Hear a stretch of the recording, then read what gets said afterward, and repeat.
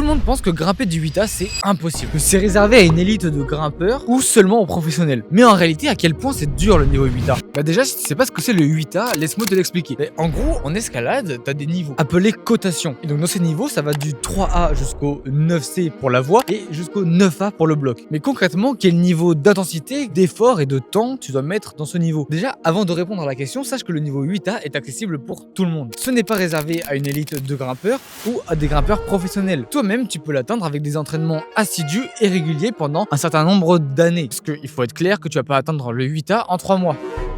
Pour répondre à la question de quel niveau d'intensité il faut mettre pour atteindre ce niveau, eh bien honnêtement, la plupart des grimpeurs que je côtoie et qui font du 8A, ça fait des années qu'ils s'entraînent de manière assidue avec des plans d'entraînement pour grimper ce niveau. Donc à bien réfléchir, quand je me dis que je vais faire 8 à voix en 3 mois, j'ai peut-être tenté l'impossible. Mais bon, en moyenne, il faut savoir que pour grimper du 8A, si tu commences l'escalade de 0, tu peux arriver au 8A en 3-4 années. Voilà, avec un bon entraînement et si t'es assidu. Après, très clairement, si c'est pas du tout ton objectif, bah là on s'en fout. Et d'ailleurs, tu vises quelle cotation? Dis-le moi en commentaire. Abonne-toi pour suivre mon 8A.